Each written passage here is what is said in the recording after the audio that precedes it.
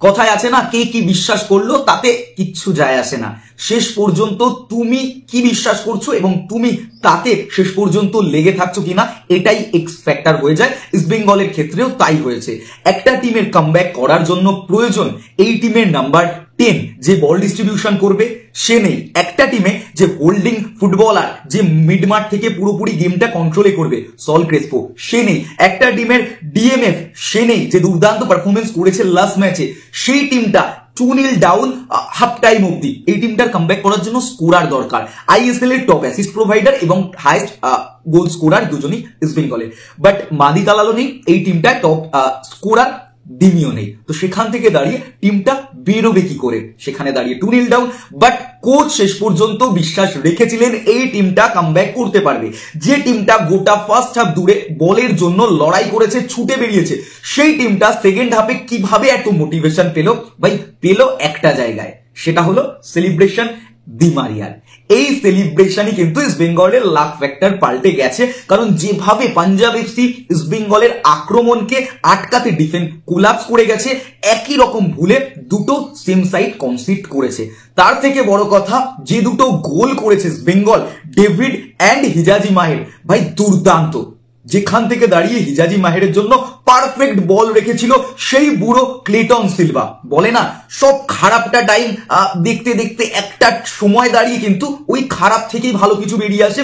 East Bengal এই মরশুমে জানুয়ারি transfer উইন্ডোতে মোটামুটি ভাবে শিওর ছিল যে দুজনকে পাল্টাবে ডিফেন্স থেকে হিজাজি, হেক্টর মধ্যে একজন, বা স্ট্রাইকার থেকে একদম পাকাপাকি ধরা যায় ক্লেটনের চেঞ্জেসটা। সেখান থেকে হিজাজি মাহেরের যে গোলটা আসলো, সেই গোলটা ক্লেটনের পারফেক্ট ক্রস এবং সেখান থেকে হিজাজির টপ নচ কানেক্ট করলো হেডে এবং ফিনিশ। ভাই গোলকিপার বল গ্রিপে ধরে রাখতে পারেনি, এতটা সুন্দর পারফেক্ট বল হিজাজির জন্য এসেছিল, এতটা পারফেক্ট হেড কিন্তু হিজাজি করেছে এবং সেখান থেকে গোল।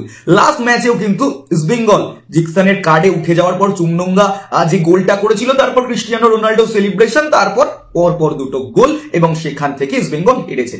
কোথাও গিয়ে ক্রিস্টিয়ানো রোনাল্ডো সেলিব্রেশনটা কিন্তু পারফেক্ট ইস্ট বেঙ্গলের জন্য যায়নি, গেছে দি মারিয়া সেলিব্রেশন। আমরা দেখেছি দি মারিয়া গোল করা মানে দি মারিয়া শেষ পেরেকটা পুঁতে দিয়ে যায় আর্জেন্টাইন জার্সিতে এবং সেখান থেকে আর্জেন্টিনার জন্য ট্রফি বাধা থাকে।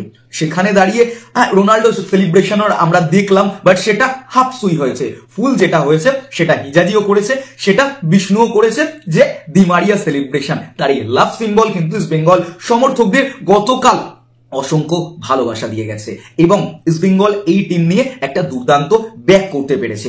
সব থেকে বড় যেটা বলা যায় যে মহেশ কিন্তু এই ম্যাচেও চোট পেয়েছিল, সেকেন্ড হাফে তাকে নামানো হয়নি এবং নেক্সট ম্যাচে তাকে পাওয়া যাবে কিনা এ নিয়ে যখন সংশয় তৈরি হয়েছিল, তারপরে কিন্তু কোচ নিজেই জানিয়ে দিয়েছে যে একটা মাথায় চোট লাগার পরে একটা প্রবলেম ফেস করছিল সে, সেই জন্য তাকে চেঞ্জ করেছে। নেক্সট ম্যাচে মহেশ খেলছে এবং মহেশ কিন্তু ম্যাচের পর বা আজ সকালেই বলা যায় পুরোপুরি কিওর হয়ে গেছে, যে সার্টেন একটা লাগলে মাথার পেছনে সেখান থেকে একটা খারাপ সিচুয়েশন হয়, বাট সেটা খুব তাড়াতাড়ি রিকভারও হয়ে যায়। মহেশ সেটা রিকভার করে গেছে এবং তোমরা প্র্যাকটিসেও আজকে হয়তো নাও দেখতে পেলে, আগামীকাল তোমরা মহেশকে প্র্যাকটিসেও দেখতে পারবে। এরপরে আরো একটা ভালো জিনিস, বিষ্ণু ভাই ছেলেটার মধ্যে ট্যালেন্ট আছে, ছেলেটাকে প্রপার ইউজ করা হচ্ছিল না, বা প্রপার ইউজ করা হলেও তার যে অতিরিক্ত বল হোল্ডিং সেটা কোথাও কোচ কিন্তু একটা নির্দিষ্ট গাইডলাইন দিয়ে দিয়েছে যে এতটা টাইম অবধি তুমি হোল্ড করো, তার আগে কিন্তু ফিনিশ করা ট্রাই করো। একটা বল বিষ্ণুকে বক্সের মধ্যে প্রেস করা হলো, পাঞ্জাব ডিফেন্ডাররা খুব সুন্দরভাবে ক্লোজ ডাউন করেছে, বিষ্ণু কিন্তু বডি রাখতে পারেনি, সেটা পড়ে গেছে। তারপরেও বলটা শেষ পর্যন্ত সে কানেক্ট করেছে। এত সুন্দর বডি ব্যালেন্স, টিমের ফিজিও দুর্দান্ত কাজ করেছে এই টিমটাকে নিয়ে। এই টিমটা 45 মিনিট বলা যায় বা 50 মিনিট অব্দি দৌড়াতে পারতো না কার্লোসের জামানায়, সেই টিমটা এখন 45 মিনিটের পর থেকে তুখোড় ফুটবল খেলছে। আরো একটা ভালো জিনিস, অস্কার ব্রুজন ঢুকিয়ে দিয়েছে।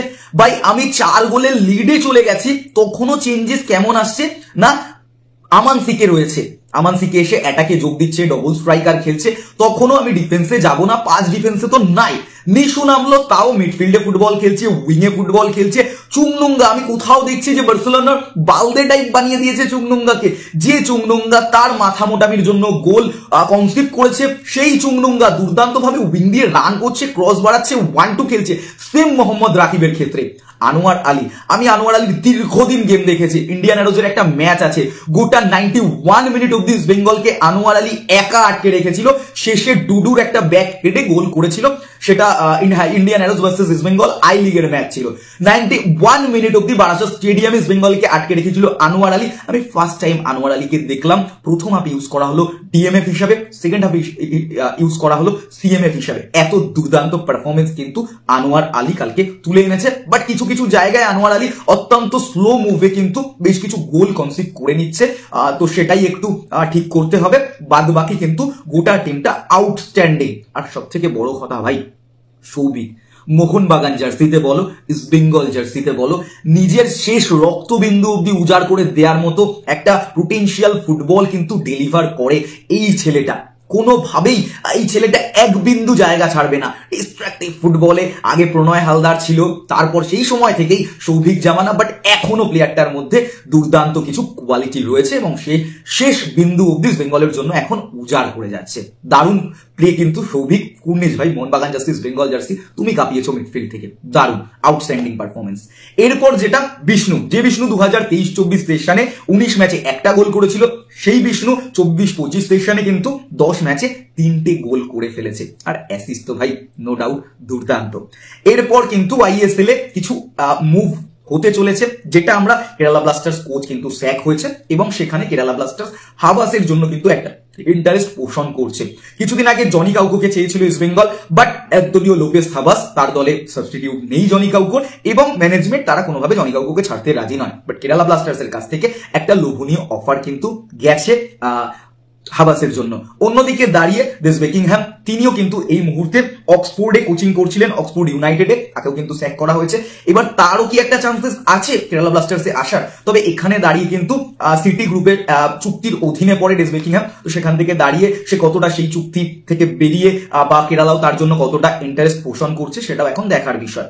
অন্যদিকে দাঁড়িয়ে কোচ কার্লেস কুয়াদ্রাতো এই মুহূর্তে ফাঁকা আছেন, তার জন্য যায় কিনা কেরালা ব্লাস্টার্স সেটাও দেখার বিষয়। কারণ as a winning trophy winning coach হিসাবে কিন্তু কার্লেস কুয়াদ্রাতো সাকসেস আছে। বেঙ্গলকে সুপার কাপ দিয়েছেন, বেঙ্গালুরুকে আইএসএল দিয়েছেন, তো সেখান থেকে দাঁড়িয়ে তারা যেতেই পারে, কারণ কেরালার কাছে ভাই সব আছে, শুধুমাত্র ট্রফি নেই। অন্যদিকে দাঁড়িয়ে কারোলিস কিনিস, ইনি কিন্তু স্পোর্টস ডিরেক্টর, যিনি 2028 অব্দি চুক্তিবদ্ধ ছিলেন কেরালা ব্লাস্টার্স এর সাথে, তিনিও কিন্তু মোটামুটি লিভ করছেন কেরালা ব্লাস্টার্স, এরকম কিন্তু একটা আপডেট বেরিয়ে আসছে। তো এই আপডেট গুলো এতটাই। তোমাদের কি মনে হয় পরের ম্যাচে বেঙ্গল কেমন পারফরমেন্স করবে? অবশ্যই কমেন্ট বক্সে কমেন্ট করে জানাও। দেখা হচ্ছে আগামী